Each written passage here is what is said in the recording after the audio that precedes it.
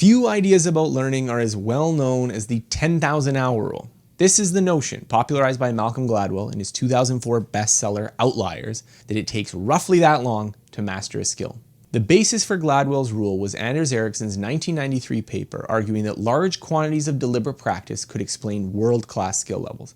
Before that, psychologist John Hayes had similarly studied elite composers, artists, and poets and found that roughly 10 years were necessary to produce master-level works. But, like many popularizations of academic research, the public understanding of the rule is at odds with the actual research used to generate it. What the rule gets wrong about the research. The most common misunderstanding of the 10,000 hour rule was the assumption that simply time spent using the skill was ultimately what mattered.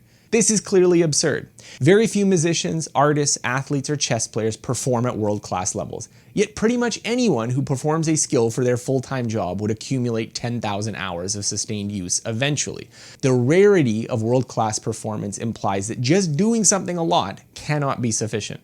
Ericsson's answer was that it wasn't just practice, but deliberate practice that was the key. That meant strenuous practice under the helpful eye of an experienced coach.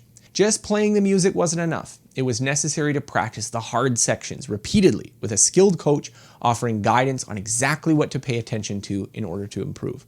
This is not a subtle distinction. A common view of skill development is that extensive practice assists learning by making the mental actions increasingly automatic. Thus, you learn to read by first painstakingly recognizing the letters, then recognizing them easily, until finally you're not even aware you're recognizing the letters at all. You simply read the text.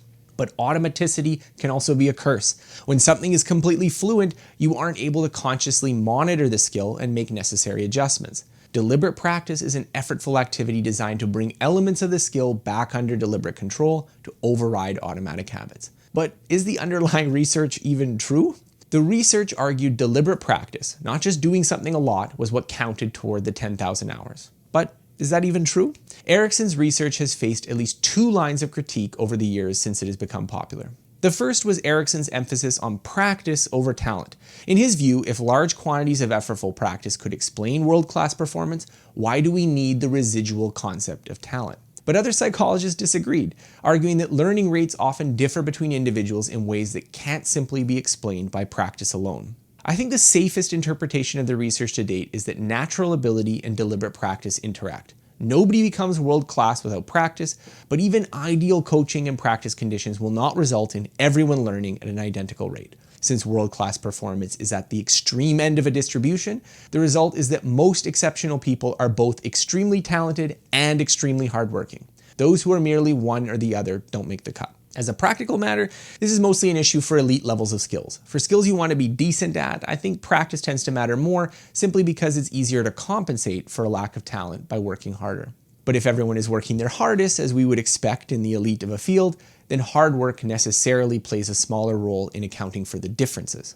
Another critique argues that the quantity of practice doesn't actually count for much of the variance in elite performance across fields. This survey finds that practice volume only explains a paltry 18% of the variance in chess performance, 23% in music, and a dismal 1% in professional attainment. Ericsson has mounted a counterargument to both of these attacks. Now, my understanding of his position on talent was mostly that there are few abilities that are not modifiable through sufficient practice, rather than arguing everyone will learn equally fast. He also wrote a rebuttal to the finding that deliberate practice doesn't explain much by arguing that the studies reviewed mixed together deliberate practice and just time spent using a skill.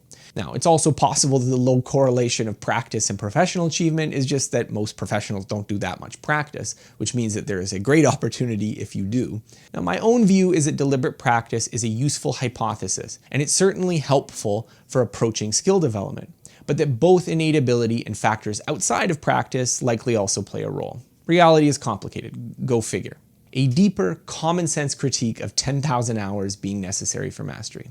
But to me, all of this is besides the point. The 10,000 hour rule cannot be a rule of learning simply because it describes a social phenomenon and not a cognitive one. Let me explain.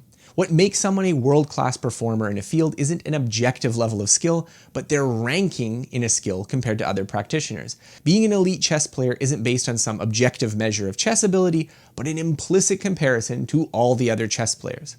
Erickson himself cites evidence that musicians have gotten better over the centuries as instruction has begun earlier and more successful teaching and practice approaches have developed.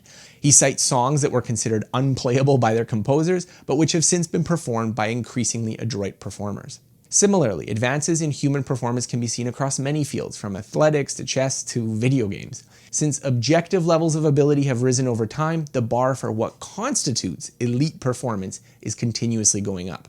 But since world-class performance is a social phenomenon, then the quantity of practice or talent needed to achieve it depends entirely on how much other people invest in the skill. The more competitive a field, all else being equal, should require more time to master simply because there are more people who have invested large quantities of deliberate practice time. So consider two different fields, one with 100 performers and one with 100,000 performers. Suppose as well that practice time in the field follows some kind of regular distribution and that practice is the only variable explaining attainment. To be the top 10% for the first field will necessarily require a lot less practice than to be in the top 10% for the second, simply because the latter is a much more rarefied group.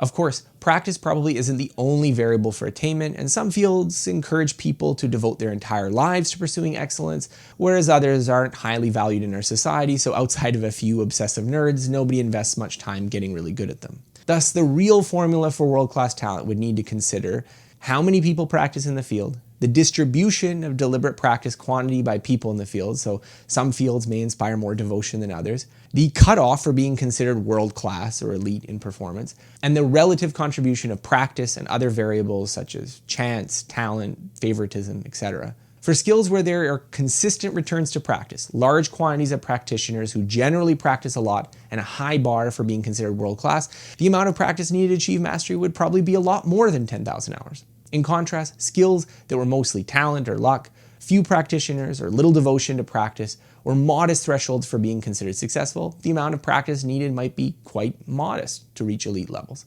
So, to sum up, the 10,000 hour rule only applied to deliberate practice, not just using the skill a lot. Talent probably matters, even if practice does too. The amount of variance explained by practice in different fields is variable, but it's certainly not 100%. And elite and world-class are social comparisons, thus reaching them implicitly requires you to do more than your competitors. Fields with fewer performers, less devotion, or lower returns to continued practice will see elite performers with less training. I've long been a fan of the research the 10,000 hour rule was built upon, but I'm skeptical that the rule itself provides much practical value in the pursuit of mastery itself.